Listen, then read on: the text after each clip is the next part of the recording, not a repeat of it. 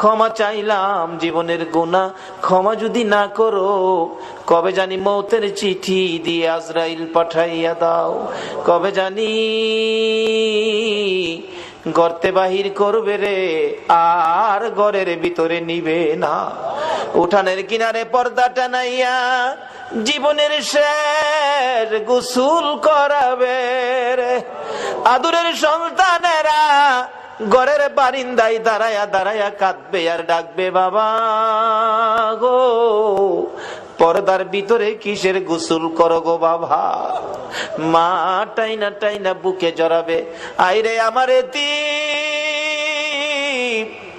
আজকাল থেকে তোমরা এতিম হয়ে গেছো।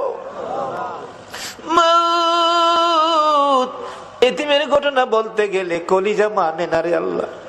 আমার বড় ভাই 5টা বাচ্চা এতিম করে কবরে। বাড়িতে গেলে আমার ছেলেরা দৌড়াই আসে, আব্বু আইছে। আমার ছোট্ট একটা